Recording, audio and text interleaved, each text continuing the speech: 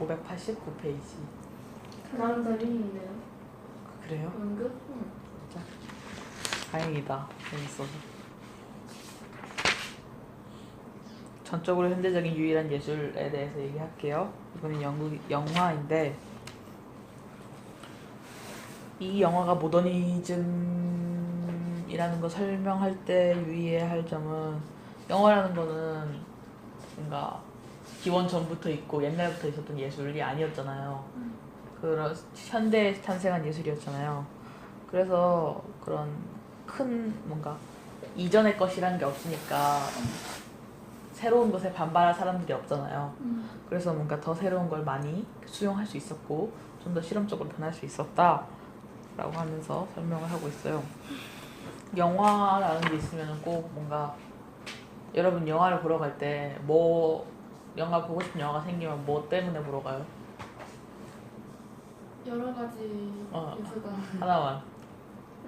트레일러 보고 영상미가 있다든가 아니면 배우 좋아하는 배우 있으면 맞아. 솔직히 좋아하는 배우가 제일 뭔가 강력하죠. 그것도 있고. 그거는 약간 당위성이 보여야지 좋아하는 배우다. 그리고 뭔가 안 보면 안 되지. 입소문이 나잖아요. 뭔가 좋다더라 이런 식으로. 그 좋다더라가 맨 처음 나오는 게 뭔가 평점 같은 게 있잖아요. 이 평론가가 몇 점을 줬다더라. 관객들이 이걸 이렇게 좋다더라 이런 식으로 하는 게 그거랑 비슷하게 맨 처음 초기 모더니즘에서는 뭔가 이 영화에서의 정신이죠. 이 캐릭터의 정신, 이 감독으로서의 정신, 뭐 이 당의 정신 이런 거에 대한 평론이 오히려 너무 이렇게 과해지면서 그런 게 영화 뭔가 자체 내용 말고 그냥 그런 뭔가 정신에 대한 그 탐구가 더 강해지면서 되게 오히려 뭔가 본질이 흐리는 그런 일도 되게 있었대요. 레알 진지치. 전형적인. 그거 있잖아. 완전 개쓰레기 작품인데 평론가가 4.5점 줬어. 그러면 다 4.5점 주고 뭔가 이런 식으로. 약간 이 작품 개쓰레기지만 이 감독이 정신을 높이 산다. 근데 살짝 그런 식으로. 근데 지금도 그런 게 많아요? 있지 않나 사실? 영화판에도? 예를 들면은 예를 들면 뭐가 좋을까? 엑스맨이 개봉했었는데 외국에서 평가가 엄청 안 좋았어. 2, 3 막 점수를 이렇게 줬어. 5점 만점에 한. 엑스맨? 엑스맨. 잘 빠진다니까? 인정. 아무튼 그게 한 외국에서 평가 안 좋았어. 왜 이렇게 만드냐 뭐 이런 식으로. 근데 우리나라에 되게 유명한 평론가 중에서 이동진 평론가라고 있는데 알아. 그 사람이 4점을 줬어. 그 작품에. 그니까 분명히 외국 평론만 있을 때는 평점이 별로 안 좋았거든. 우리나라에서 개봉도 안 했는데. 근데 그 사람이 평론을 4점을 주니까 갑자기 점수가 확 뛰는 거야. 3.5, 3.7 이렇게 그 관객 점수도 그런 식으로 뭔가 약간 신기하다. 그렇게 무슨 효과라 그러지? 뭐지? 약간 그렇게 약간 그런 게 있으면 오히려 더 좋아 보이는. 심지어 이런 정신탐구점에서 모더니즘에서 프로이드가 개입한 게 되게 많잖아요. 근데 오히려 프로이드는 개인적으로 영화에 전혀 관심이 없다 라고 못을 박으면서 이런 일이 있었대요.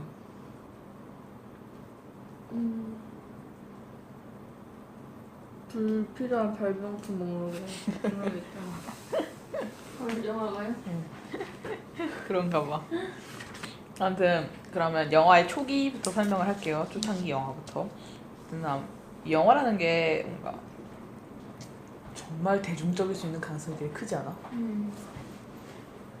안녕하세요. 단체로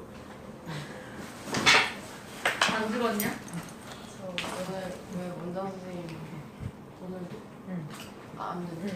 근데 화상은 어떻게 안 하기로 된 거야? 화상은 어떻게 안 하게 된 거야? 오늘 연락 선생님 연락 안 했어? 근데 유리쌤도 연락하시면 못 받으죠? 어디 서울 예고. 서울 예죠? 서울 예고. 가셔서 전화하기가 좀 곤란하신 것 같아서 그 와이파이가 안 된대 쌤. 근데 그 유리쌤이 핫스팟 키는 거 알려주신다고 했다는데? 안 됐지 뭐.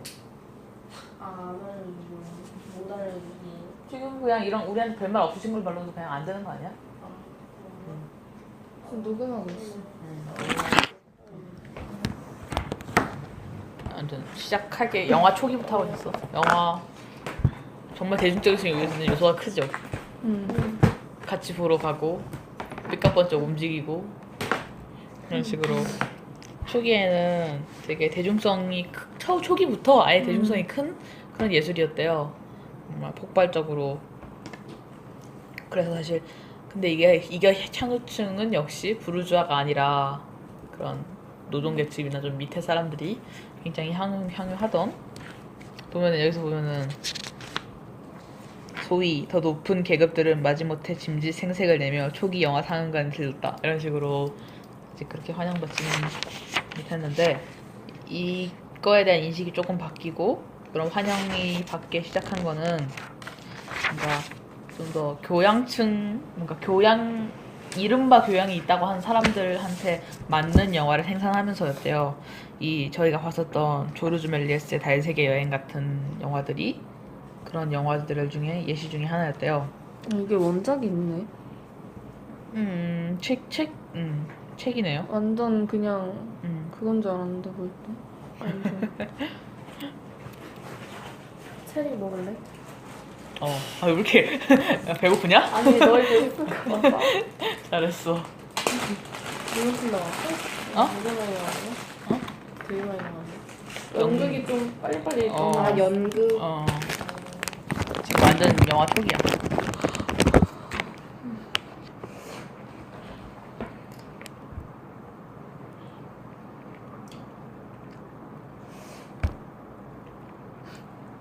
맛있고요. 존나. 정말. 그리고 그 영화라는 게 완전히 정착하기 전인 1909년부터 1950년 사이에 그런 이때 사실 당시 예술을 통제하려는 움직임이 많았잖아요. 나치나 이런 사람들. 이런 사람을 통제하려고 해도 도저히 통제할 수 없었던 엄청나게 크고 강력하게 이렇게 계속해서 이렇게 성장해 나갔대요. 그리고 이 영화의 작가주의라는 거에 대해서 얘기를 하면서 모더니즘을 얘기하고 있는데 이 작가주의라는 말은 프랑스와 트레포라는 사람이 처음 사용해서 비평가인 앤드류 세리스라는 사람에 대해서 되게 보편적으로 널리 퍼진 거예요. 이거 비문학에 나왔는데 혹시 기억나는 사람? 뭐라고? 비문학에 나왔었는데 어디지? 작가주의. 영화의 작가주의 관해서 나왔던 것 같은데 아무튼 이 영화라는 것 자체가 한 명이 만드는 그런 게 아니잖아요. 거기 쓰여있는 인원만 해도 막 무지막지하고 감독뿐만 아니라 배우도 있고 그 카메라 하는 사람 그리고 그 사람의 보조 그리고 그 보조의 보조에다가 또 무슨 그 배우 혼자만 있는 게 아니라 배우를 꾸미기 위한 여러 가지 사람들 거기까지 하나하나까지 정말 무엇보다 집단적인 그런 작품 중에 하나인데 작가주의가 주장하는 게 뭐냐면요.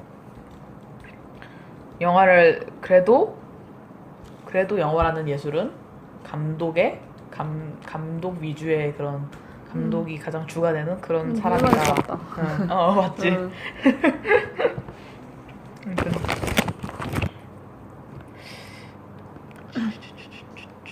이런 작가주의가 나오게 된 그런 배경이 뭐냐면요.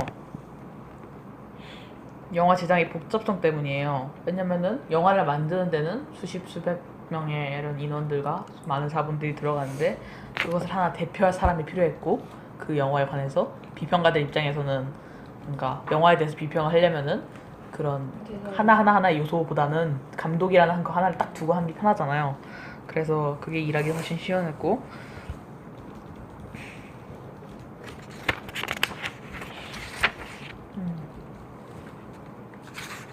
그리고 그런 감독을 단순히 그 영화를 이끄는 사람인 것뿐만 아니라 영화라는 예술을 어떻게 어떤 의도를 가지고 이렇게 만드는가 이런 걸 어떻게 탐구하는가 이런 뭔가 예술가의 감독은 단순히 그게 감독이 아니라 예술가의 위치로 올려놓음으로써 이때부터 뭔가 영화에 있어서 모더니즘이라는 거의 시작이래요. 이런 작가주의가. 얘들아 근데 내가 여기까지 정리했는데 그 다음은 아직 정리 못하고 읽기만 했거든? 그래서 대충 뭔지 아니까 좀 살짝 이게 흐름으로 설명해도 될까? 미안해. 그러면 영화에서 작가가 중요해진 건 어쩌면 비평가들이 그걸 평가하기 위해서 그런 것도 있는 거 있다고 설명하고 있어요 여기서는. 그런 복잡성이 비평가 입장에서는 어려우니까 감독 한 명을 대표로 놓고 이런 식으로. 그리고 여기서는 뭔가 정치적인 것도 굉장히 강하대요. 영화라는 게. 왜냐면 3S라고 정치인들이 그 관리할 때 거기서 보면 스크린이라는 게 끼어 있잖아요. 그래서 보면은 영화가 모든 예술 중에 가장 중요하다 라고 말한 세르게이 에이젠슈테인이라는 사람이 나오고요. 세르게이 어디서 많이 들어봤는데. 세르게이 이거 엄청 흔한 이름이다? 이거 영화 감독 이름만 난 5명 본 것 같아 진짜. 세르게이. 그니까 Once Upon a Time in America 만든 사람 이름이 세르게이걸. 그리고 저희가 아는 영화인 국가의 탄생이라는 예술 작품이 나오는데요. 이게 데이비드 그리피스라는 사람이 만든 거래요. 정연아 어디 페이지인지 알려줄까? 이 600페이지. 이 국가의 탄생 봤었죠 저희. 기억은 안 나지만 아무튼 봤었는데 이 사람을 기점으로 해서 영화가 가지고 있는 내용과 이 영화의 형식을 분리해서 볼 수 있게 됐대요. 이 국가의 탄생이라는 영화가 많이 비판을 받았거든요. 그 이유가 KK단을 신성한 것처럼. KK단 뭔지 알죠? 인종차별하는 그런 백인 우월주의적인 그런 사람들이요. 근데 그거의 어원이 쿠클러스 클랜인 줄 난 처음 알았어. 아무튼 KKK라는 단어를 옹호하고 흑인들을 흉악하게 그려놓고 미국 남부 있죠. 그 흑인 노예 하는 걸 찬성했던. 왜 웃어? 응? 왜 웃어? 그냥 웃긴 건 아니고. 그럼 남부가 그 흑인 노예들 그거를 찬성했잖아요. 노예가 되는 거를 북부가 반대를 했고. 그래서 그런 남부를 찬양하고 흑인들을 이렇게 혐오하고 KK단을 고귀하게 여기는 그런 식의 내용이 들어가서 엄청나게 비판을 많이 받았는데, 그 비판하고는 별개로 이 사람의 연출이나 이렇게 사용한 그런 것들이 너무 훌륭해가지고 이때부터 뭔가 내용과 형식적인 것을 완전히 분리해서 볼 수 있게 되었다라고 해요. 그래서 여기 601페이지 첫 번째 문단 마지막 줄에 보면은 심지어 그리피스의 메시지가 형편없다고 생각하는 사람들도 자신들이 그 영화에 영향을 받았다고 기꺼이 인정했다라고 하거든요. 그리고 602페이지로 넘어갈게요. 그리고 그래서 또 비판이 나와요. 잘못된 내용이 그렇게 잘 집약돼 있는 건 처음 봅니다. 이 말 되게 재밌지 않아? 연락 잘 비꿨어. 쓸데없이 고퀄이다 이거네. 껍데기가 좋다 이거잖아. 아무튼. 근데 이게 되게 대중적으로도 성공을 많이 했었대요. 이런 국가의 탄생이라는 영화에서도. 사실 지금이야 뭐 사람들이 많이 대중들이 똑똑해져서 그런 걸 걸러본다 쳐도 이때는 뭔 힘이 있었겠어. 보는 대로 보는 거지 뭐. 그래서 그런 식으로 이 사람이 많이 욕을 먹으니까 그 욕먹는 거에 뭔가 자신을 옹호하고 싶어서 만든 게 이 인톨러런스라는 거래요. 여기서 보면은 국가의 탄생이 편협하다는 날카로운 비판에 자존심이 상한 그리피스는 자신이 인종적 편견의 가해자가 아니라 희생자라는 주장을 영화에 투사하였다. 근데 뭔가 이 사진만 봐도 변명하고 있는 게 느껴지지 않냐? 약간 뭔가 그걸 위한 영화 같다는 느낌. 난 이런 문명도 말할 수 있는 개념 있는 백인이야. 뭔가 이런 느낌이라서. 그런 느낌. 자기 정당화를 위해 돈을 가장 많이 들인 예. 1년 만에 만들었네. 그게요. 근데 이거는 국가의 탄생만큼 그렇게 많이 실망스러웠대요. 관객들은 너무 복잡하고 엄숙해서 재미없대. 이제.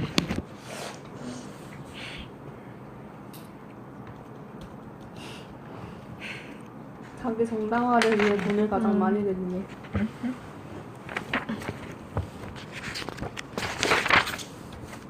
그래도 정당화를 영화로 해서 그래도 재밌다고 받아들일 수 있을 것 같아. 웃기지. 그리고 이게 뭔가 예술가로서 할 수 있는 그런 거지 뭐. 어디 앞에 나와서 연설하고 이런 것보다는. 그리고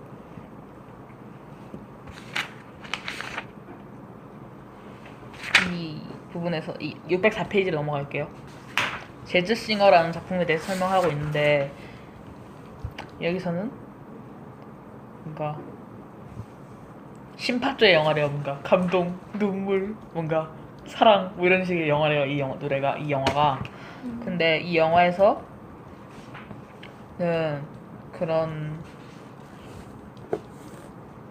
대사라는 것이 가진 연출력? 이라는 거에 대해서 되게 높게 평가를 하고 있거든요. 근데 이거 이 부분이 느껴지는데 뭔가 말로 설명 못하겠네요. 어떤 거?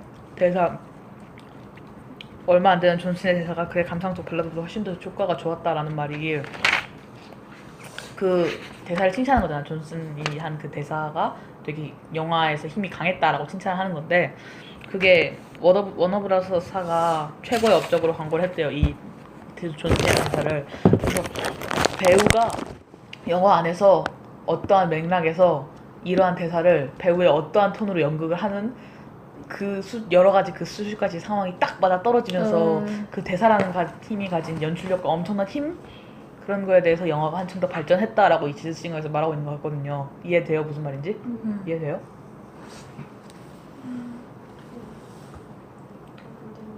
그러니까 잘 모르겠어. 그 영화 안에서 모든 게 맞아 떨어졌다는 거야. 아니면 다시 설명해줄게. 시대가 뭐지? 아니 다시 설명해줄게. 그러니까 스토리가 흘러가고 있지.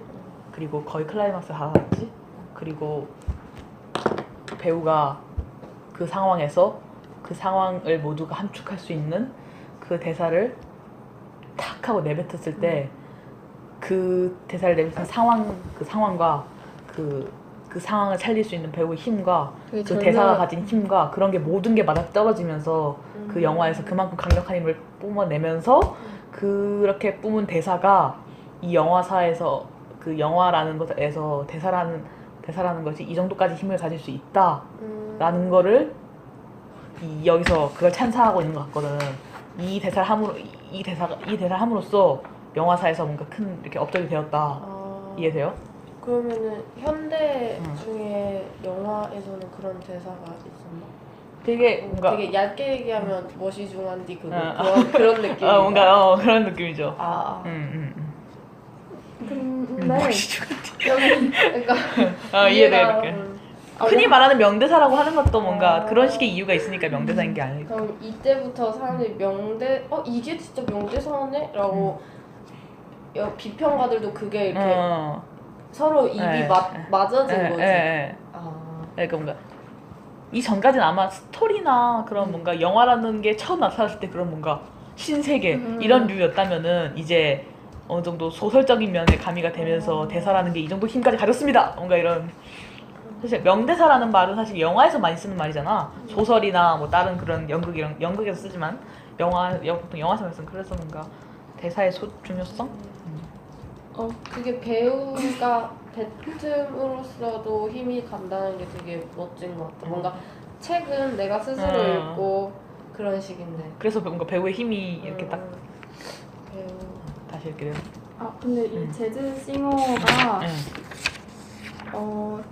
관객들은 대사 그 자체에 너무 놀라웠다고 최초의 인상 영화에서 놀라웠다고 하고 모더니스트 가족이 되려면 3번 이상이 필요했다. 내적 영역에 대한 깊은 탐구는 만족시키지 못했다라면서 좀 선을 긋는 것 같거든. 그러니까 이건 그냥 새로운 것뿐이야 라고. 그래서 그 대사가 내가 너무 내가 살짝 확대 해석한 건가? 뭔가 근데 확실히 유성 영화가 처음이면 그럴 수 있을 것 같아. 계속 자막만 보다가 소리를 딱 들으니까 배우가 가진 힘이라는 것 자체도 목소리가 들어간 거 아닐까? 근데 그의 감상적 발라드도 혹시도 효과가 좋았다는 건 이미 소리가 있다는 거 아니야?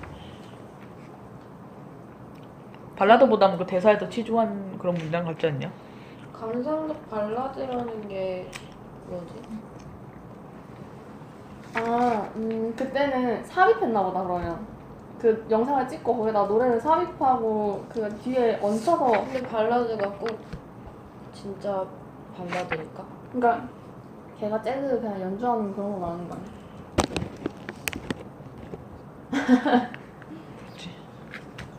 뭔가 분위기를 발라드라고 표현은 안 해? 네. 아닌가? 아니면 힘차게 부르며 눈물을 짜내는 이니까 노래 같다. 소리도 내가 참- 연락 그러니까 확장해서 했구나. 얘야 내 무릎 얘야 내 창피하다. 무릎에 앉아라가 어. 발라드고 근데 뭐지? 어떤 대사가 딱 대사는 있는데 다른 게 있는 거. 내가 너무 확대 해석했나 봐. 그건 그냥 내 영화에 대한 생각이었어. 아니면 얘네들 무릎에 앉아가 감성적 노래를 부르면서 대화를 한 건가? 아 몰라 알았어. 대사를 찍은 건가? 이거를 봐야겠네 재즈싱어를. 그럼 일단 뭔가 유성 영화로서 가치가 있었다 하고 쪽팔려. 아니야. 정말 좋은 말이었는데 너가 한 말. 고마워. 여기 이렇게 들어가도 돼? 이 나 술 묻은 건데? 나 여자 보는데 여기 엄청 많은데? 누구냐? 영이냐? 내 시야 다 여기 있는데? 나 몇 시도 여기 있는데? 뭐야? 몰라. 언니 아니야. 아 근데 이 집밥을 새로 꺼낸 건데? 개 무서워. 이거 뭐 어때? 뭐 그리고 영화에 자본이라는 게 필요한 예술이잖아요, 확실히. 그거에 대한 현실성에 대해서 얘기를 하는데 세르게이 에이젠슈타인이라는 사람에 대해서 얘기를 해요.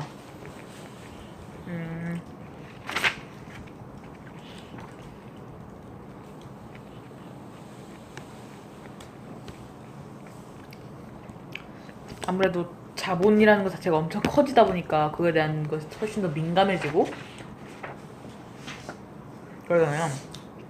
그러면서 그 예산이라는 걸 지키기 위해서 예술성이 잘려나가는 그런 상태도 되게 많았다고 하는데 그리고 옛날이니까 더 열악했을 거고 그런 상태에서도 뭔가 그 정도까지 영화가 나오는 거는 놀라운 발전입니다 라고 얘기를 하고 있어요. 이 장면에서는.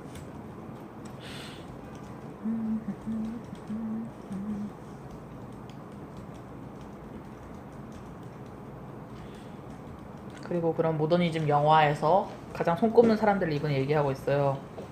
세르게이 에이젠슈타인, 찰리 제플린, 오손 웰스에 대해서 얘기를 하는데 일단 첫 번째로 세르게이 에이젠슈타인이라는 사람들을 얘기하는데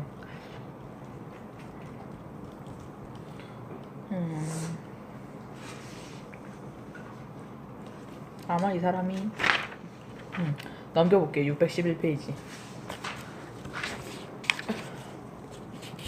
전함 포테킨이라는 작품이 나와요.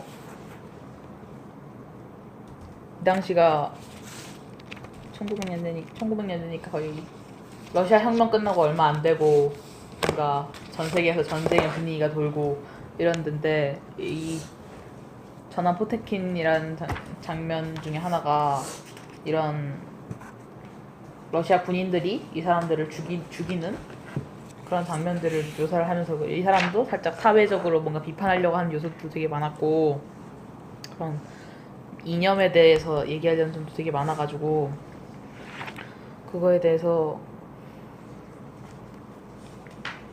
묘사를 되게 많이 했대요.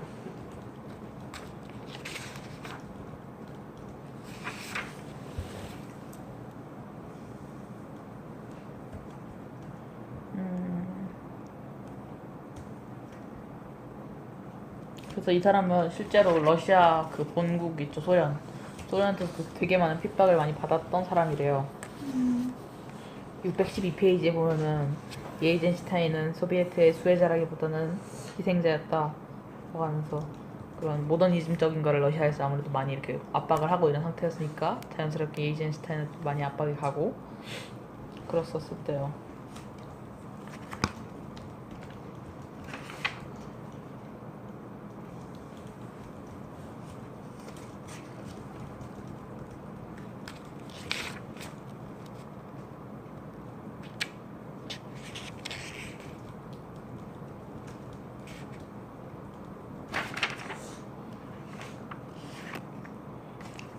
다음은 찰리 채플린에 대해서 얘기를 하는데 찰리 채플린은 다들 아시죠?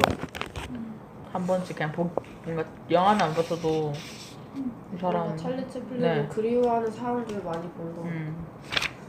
영화 같은 뭔가 영화사적으로 되게 엄청나게 힘을 가진 사람이라고 하는데 이 사람을 소개하고 있어요.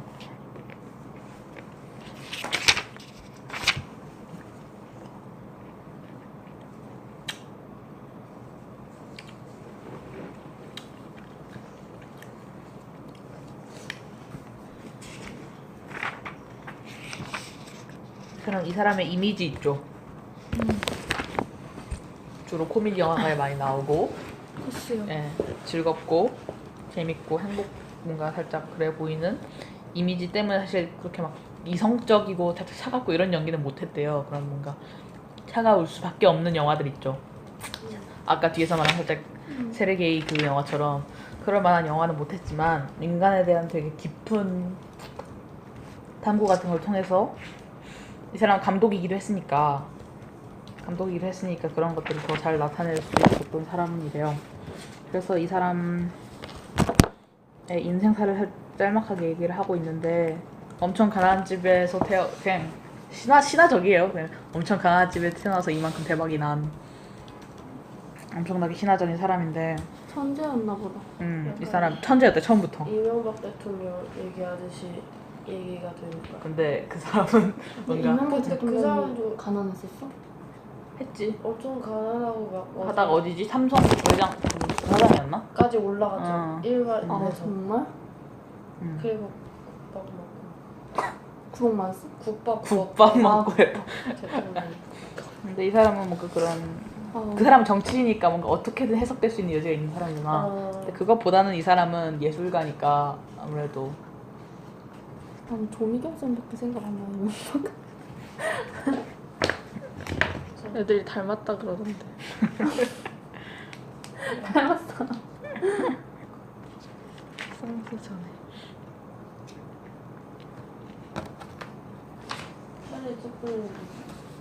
그래서 가난했지만 그런 연기나 그런 우스꽝스러운 희화나 이런 거에 대해서 되게 그래 엔터테이너적으로 재능이 되게 많았던 사람인데 이 사람이 그런 연기판에 뛰어들면서 이 사람은 배우로서도 되게 입지가 컸지만 감독으로서도 되게 대담하고 이렇게 현대사회에 대해서 강도 높게 비판도 할 줄 알고 연출적인 면에서 되게 우수하고 이래가지고 그 사람을 최고라고 부르는 되게 많은데 이 사람에 대해서 재밌는 일화가 있는데 서커스라는 영화에서는 사자우리 두 마리의 사자우리랑 함께 있는 자기 그걸 찍어야 됐었대.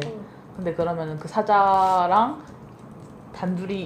둘이랑 자기랑 단둘이 이렇게 있는 게 아니라 조련사가 필요하겠지 당연히 아니면서 그래서 그 조련사를 포함해서 하루에 $150가 들었대. 근데 하루에 $150가 지금 우리 돈으로는 15만 원인데 15만 원이 아니었겠지? 그치 약간 우리나라 몇배 꿀먹겠지. 옛날에 15만 원이면 아파트 살 수 맞아, 있었는데 맞아. 초기 아파트. 강남. 아무튼 그런 식으로 좀 근데 거의 200번 넘게 촬영했대요. 200번 넘게. 촬영했대요. 그러면은 200일은 좋게 넘었는 거 아니야? 3만 달러? 돌았네요. 아 근데 그럴 수도 있겠다. 하루에 5번씩 촬영을 하는 거지. 헐. 그래서 뭔가 완벽함을 추구하는 사람 이 정도까지 돼야 뭐. 샤이닝 봤어요? 네. 샤이닝 샤이닝이라고 그 사람 우주 영화 우주 영화 우리 우주 영화 본 거 있죠? 존나 뭔 소리인지 모르겠다. 그래 그거 만든 사람인데 그거 만들 때 되게 유명한 장면이 있거든요. 도끼로 문을 부시고 들어간 다음에 Here's Johnny 하는 장면이 있어요. 자니가 여기 있다 이러면서 여자를 쫓아가는 그런 장면이 있어요. 그게 스트릿 영화예요? 스테인 큐브 영화인데 근데 그 장면을 218번 촬영했대요. 아 그래서 도끼로 찍고 싶었다며. 감독. 근데 이 정도는 돼야 뭔가 그게 되는 것 같아. 근데 그만큼 감독의 스토리가 설득력이 있어서 배우들도 그 연출하는 사람들도 다 따르게 되는 것 같아. 그 에너지가 확실히. 그 정도 설득력, 카리스마 있어야지 그 정도. 그리고 그 결과물을 보면은 만족. 그걸 기대할 수 있는 그 감독이 된다는 게 참 뭐 신기한 것 같아. 배우가 서 있을 위도랑 경도까지 잡아주는 감독도 있다. 어? 너 여기 몇 도, 여기 몇 도야 서 있으면 이러면서. 미친 거 아니야? 별 변태들이 얼마나 많은데. 그것들이 다 우리한테는 순간순간으로 지나가는 이미지들일 진짜 뿐인데 충격적이다. 정말 그런 거 생각하면서 보면은 엄청 정의롭지 않냐? 그래서 몇 번 볼 수 있는 것 같아. 이때는 스토리만 봤다가 이때는 연출 봤다가 이때는 연기 약간 봤다가. 아이돌 영상 색감 세팅하듯이 이 포인트 포인트는 이거 먹었대. 먹어 확실히. 먹어 돼. 그리고- 잠깐만. 안 돼. 그리고 저는 서사 너 죽어. 죽어. 폭살이지 폭살. 찰리 채플린의 이 서사라는 게 완성됐다고 생각한 게 이 시티라이트라는 작품에 대해서 얘기를 하거든요. 간단하게 하면은 초라한 뜨내기인 찰리 채플린이랑 꽃을 파는 맹인 소녀의 얘기예요. 근데 그 이 뜨내기는 맹인 소녀한테 뭔가 해주고 싶은데 이 아이의 눈을 고치고 싶은데 돈은 없죠. 뜨내기니까. 근데 그 뜨내기랑 마침 친하게 지내는 억만장자가 있는데 그 억만장자는 술을 마시면 그 남자를 기억하는데 술을 안 마시면 누군지 모르는 거예요. 그래서 술을 마시고 나서 돈을 빌려주고는 술이 정신이 깨니까 너 누구냐, 내 돈 뺏어갔지, 이런 식으로 하면서 감옥 그러면서 그래서 그 돈은 구했는데 돈을 훔쳤다는 누명을 갖고 감옥에 들어가요. 그리고 그 감옥에 들어가서 다시 석방된 모습이 나오는데 그 초라해진 모습으로 그 소녀한테 가요. 그 소녀는 이미 자기한테 받은 돈으로 눈을 치료한 상태고, 그래서 그 소녀는 자기 눈을 치료해준 사람에게 돈이 되게 많을 거라고 생각했거든요. 눈이 많을 거라고 생각하잖아. 근데 그런 뭔가 초라한 모습인 찰리 채플린을 보고, 그리고 여기 620페이지 보면 당신인가요? 라고 물어봐요. 그 소녀가 그 초라한 모습의 찰리 채플린한테 가서. 그리고 찰리 채플린이 이제 볼 수 있어요? 라고 막 물어보고, 그리고 그렇게 둘이 이렇게 마주보면서 이렇게 영화가 끝난대요. 뭔가 100년이 지난 지금 보면 어찌 보면 살짝 흠해 보일 수도 있는 얘기지만 뭔가 인류애라는 감정을 얘기하는 데 있어서 되게 괜찮은 것 같지 않아요? 저는 그렇게 생각해요. 이 사람 여자가 처음부터 고맙습니다 라고 말 안 한 게 신의 한 수였던 것 같아. 절제라고 해야 그냥 되나? 딱 보고 약간 부정하는 듯하게 그게 진짜 사람 마음이잖아. 이미 속으로 기대를 했다가 근데 우리는 뭔가 영화가 스토리를 만들 때 좀 더 비인간적인 뭔가 이상적인 걸 꾸며내려고 할 때가 있는데 이 사람은 확실히 그게 되게 더 깊게 본 것 같아서 인간이라는 거에 대해서 비상적으로가 아니라 녹아들었다는 생각이 그러니까 뭔가 모더니즘이라는 책에서도 다루고 이 정도까지 평가를 받는 사람이 아닐까. 두 번을 생각해봐. 이걸 말했을 때랑 내 눈을 뜨게 해줬다니 정말 감사해요. 그래, 그러면 그냥 뭔가 해피 그래 8시 드라마 같잖아. 근데 여기서는 진짜 뭔가 당신이에요? 하는 이해돼. 맞아요도 아니고 이제 볼 수 있네요? 이런 식이니까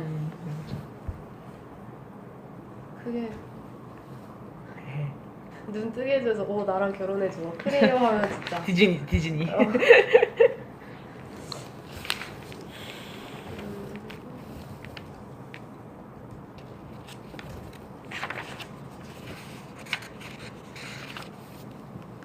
그리고 이 사람의 성향에 대해서도 얘기하거든요.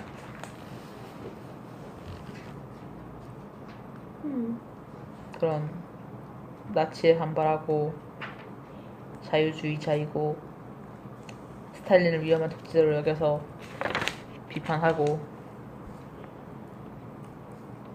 그리고 이 사람이 사생활에 대해서도 나오는데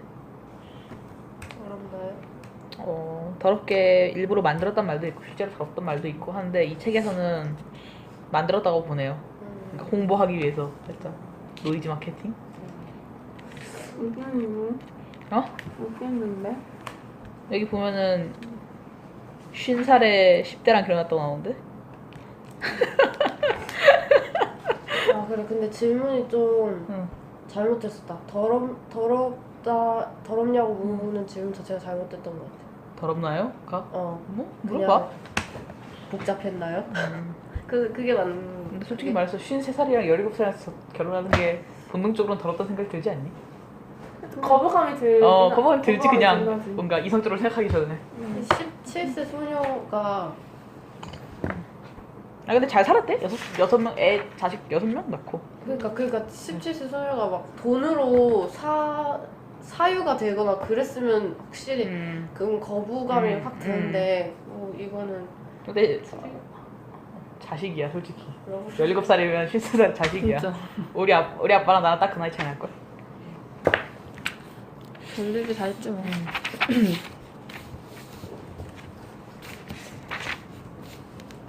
그리고 시민 케인이라는 작품이 나와요. 이름 되게 많이 들어보지 않았어요? 시민 케인? 케이는 가수밖에 몰라. 시민 케인 몰라요? 응. 이거 영화 시작하는 사람이면 무조건 보라고 언제나 저 영화 하고 싶은데요 라고 하면은 시민 케인 보세요 라고 한창 봤어? 추천받는 못 봤어. 나 그래. 이 작품이야말로 뭔가 되게 모더니즘에 가장 가깝다라고 이 책에서 얘기를 하고 있어요. 아까 말한 찰리 채플린, 오손 윌슨, 그리고 누구냐? 세르게이. 이렇게 3명 중에서 오손 윌슨의 작품인데요. 오손 윌슨 살짝 불행한 천재였대요. 이 사람의 개인사를 살짝 말하면서 얘기하는데 이 사람은 굉장히 그런 재능이 있어서 4살 때부터 작가, 감독, 연기 모든 역할 다 하면서 뭔가 하나의 엔터테이너적인 어떤 존재로서의 재능을 4살 때부터 나타내면서 4살? 네. 어떻게 그 사람 죽을 때까지 근데 사람 성공한 내가 채로 책 죽었나요? 처음에 내가 있어, 말해줄게 나 그거를. 좀 기다려봐. 4살? 이 사람이 재밌는 게 있는데 그런 라디오에서 우주전쟁이라는 책을 화성인이 유저지를 침방하는 내용의 소설인데 그거를 읽어준데 너무 실감나게 읽어가지고 사람들이 경찰서에서 신고를 하고 헐. 불안에 떨면서 도움을 요청하거나 확인하려고 하고 막 피난도 하고 이러면서 그걸로 유명세를 탔대요. 타임지에 보도되고 뉴요커라는 데도 보도되고 이러면서 들어보고 싶다. 그리고 시민 케인의 내용은 엄청나게 부유하고 몽상가이고 젊고 이런 이런 케인이 권력을 얻어서 타락하고 탐욕스럽고 약자를 괴롭히는 그런 뭔가 이전 기성세대의 뭔가 악한이라고 하는 사람으로 변해간 케인이라는 사람에 대해서 얘기를 하거든요. 그리고 이 사람이 어떻게 상처를 받냐면은 자기의 2번째 부인한테 오페라를 시킨대요. 그런 2번째 주인은 가수였는데 뭔가 2번째 부인이 가수였는데 별 재능이 없었던 거야. 근데 그 사람한테 오페라를 시킨대요. 오페라 주연을 자리를 맡게 해주려고 한대요. 근데 그렇게 뭔가 돈으로 다 밀어붙였음에도 불구하고 그녀가 워낙 그 자질이 없으니까 그거에 대해서 실패를 하고 어쩔 수 없이 그녀는 그 실패한 거를 상처를 받아서 그를 떠나요. 그러면서 그런 내용인데 이 시민 케인 첫 번째 장면이 케인이 죽는 장면이래요. 그래서 여기 읽어드릴게요. 케인은 엄청난 부와 수많은 수집품을 남긴 채 홀로 죽어간다. 케인이 남긴 마지막 말은 알아듣기 어려운 작은 속삭임이었다. 로즈버드. 그 거물의 삶을 단편적으로 설명해주는 평범한 뉴스를 나르고 난 뒤 오래전부터 케인이 알고 있었던 5사람의 인터뷰가 나온다. 이런 식으로 5사람이 그 케인에 대해서 얘기를 하고 그리고 이 로즈버드라고 말한 게 썰매였대요. 케인이 어렸을 때 가지고 놀던 썰매. 그런 식으로 그 영화에 대해서 사실 이렇게 딱딱딱 나눠가지고 이건 이거의 상징이니까 이거 이렇게 해서 모더니즘이야 라고 나누기보다 영화에서 수십 수백 가지 해석이 나오잖아요. 그런 식으로 해서 이 영화는 그렇게 해석할 수 그렇게 딱 하나의 해석으로 떨어지지는 않는 영화라서 그거에 대해서 해석을 해서 이런 게 모든 있습니다 라고 말하기보다는 이런 이 미국인의 삶은 이렇게 심리적으로 이렇게 미스터리한 이런 상황이 있다라는 걸 묘사를 해가지고 이 정도까지 뭔가 격을 올릴 수 있는 그런 작품이었다라고 얘기를 하면서 이게 걸작이 됐대요. 이 시몬 케인이라는 작품을 통해서 이 오순 웰슨이라는 사람이 엄청나게 크리틱을 받고 이렇게 했었는데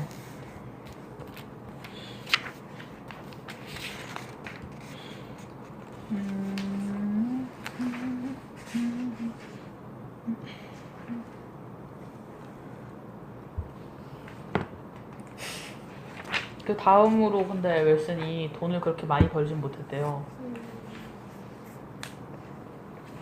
그러면서 계속 그렇게 돈에 찌들리다가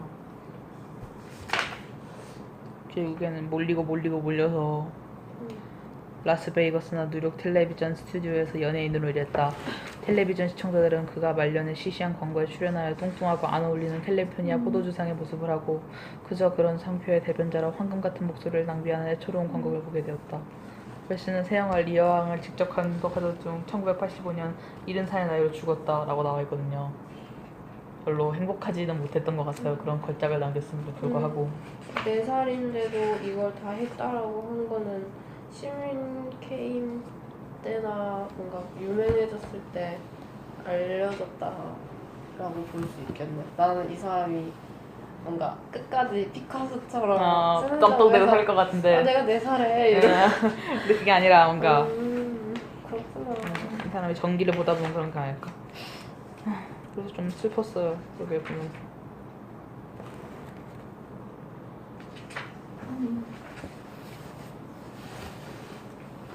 그래서 이 사람이 실패한 이유는 아무래도 영화라는 예술가의 특성으로 인해서 자본력이라는 게 한 명의 예술가를 인생을 좀 그렇게 해놨다라고 하면서 이 사람 이 피터기 저자도 되게 좀 안타까워하고 있는 게 보여요. 하긴 돈이라는 게 전송할 수 있는 뭔가 그런 것도 아니고 그런 사람들이 안타깝다고 뭔가 후원을 하는 추세도 아니고 그래. 되게 사람이 근데 자본이라는 게 섞이는 게 뭔가 어쩔 수 없는. 사람이 돈을 만들었는데 돈에 뭔가가 홀려지는? 그러니까 흔들리는 모습이 되게 어떻게 하면 돈 위에 있을 수 있지? 라는 생각? 돈을 막 그러잖아. 돈을 신경 안 쓰면 돈은 따라온다 이런 얘기를 하는데 뭔 소린지 모르겠어. 그래 돈이 솔직히 일단 돈만 보고 가기에는 삶이 그래. 그거를 또 생각해보면 좋겠네요. 돈만 벌고 갈 거면은 어디 거기 가면 되지. 웨이스트리트 이런데. 그런 게 목적이 아니라 예술을 하는 게 목적이라면. 근데 되게 복잡한 것 같아. 정말 순수한 이상적인 예술은 돈에 신경 쓰지 않고 자기 내면에 자기 자생력으로 자신의 작품을 하는데 주변 사람들이 알아보면은 보는 거고 무시하면 무시하는 거고 그냥 내가 한 행위 자체에서 만족감을 얻는데 그러다가 그 모딜리아니 그 죽었잖아. 아니 뭐 다 죽긴 했지만 그래 근데 안 좋게 죽었을 때 죽었어. 배고프게 죽었을 때 돈을 이렇게 훅훅 예술가들 중에서도 되게 그 누구지? 풍선 커다란 강아지 내가 싫어하는데. 4글자인데 내가 싫어하는데 누구지? 2글자 2글자 이렇게 있는데 내가 싫어하는 애야 누구야? 조지 플린 아니네. 풍선 커다란 거. 있어 그 스텐으로 엄청나게 크게 제품을 만드는데 그 풍선을 꼬아가지고 개 모양을 만드는 거 알지 너? 그것처럼. 나 뭔가 들어본 것 같은데. 그래. 그거 이름이 기억이 안 나. 하여튼 그 사람은 돈을 되게 많이 벌잖아. 네. 사실 요즘에 유명한 현대 예술가라고 하는 데 대부분 다 가쁠걸? 제프 쿤스. 제프 쿤스. 그러니까 어떻게 이게 이렇게 돈을 이렇게 굴릴 수 있는 것까지 왔을까도 이렇게 왜냐면 사람이 움직이는 거니까 사람이 관심을 가지면 이모티콘 하나도 사람들이 좋아하면 거기에 돈을 써서 사는데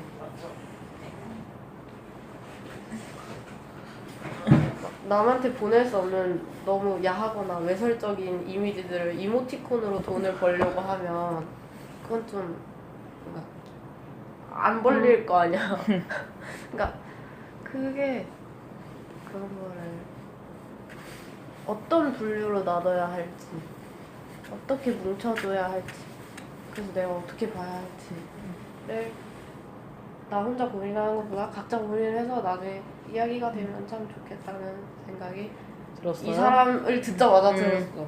뭔가 이런 생각을 안 하고 살다가는 현실적으로 좀 그럴 것 같아서? 뭔가 내가 닫아버리고 자괴감에 빠질 수도 있겠다는 생각이 맞아. 들어. 아직 돈은 우리는 중요하잖아, 솔직히 말해서.